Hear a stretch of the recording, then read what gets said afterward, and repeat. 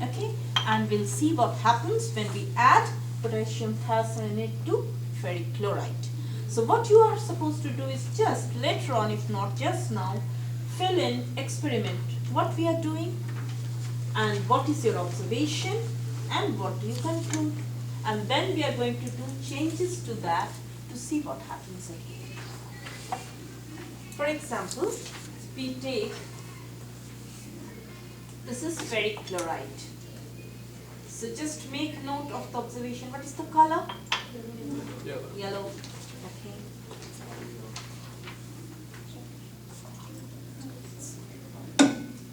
Now this is potassium thiocyanate. What's the color? Clear. Clear, transparent. Okay. Now we add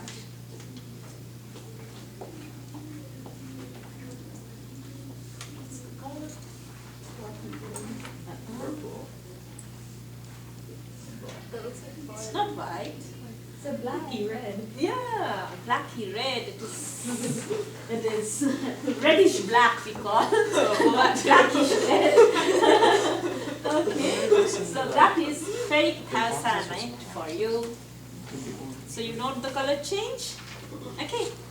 Now, this system is supposed to be at equilibrium because it's not a gaseous, so we need not change or cover it or anything because all are in aqueous state. So when it is in aqueous state, the closed system is not that much essential. If any of the product would have been gaseous, we would have to cover it so that it does not escape. So this is the forward reaction. Now, since it is so dark, we cannot make out whether the reactants are still there or not.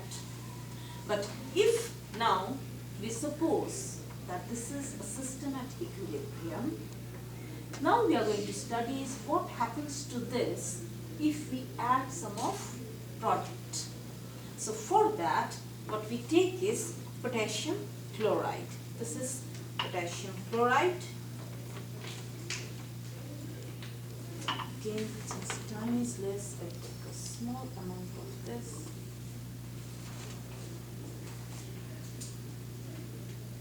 Potassium chloride, this is one of the products, and I'm adding it to the system which is in equilibrium, just to check what happens if we add one of the products to it.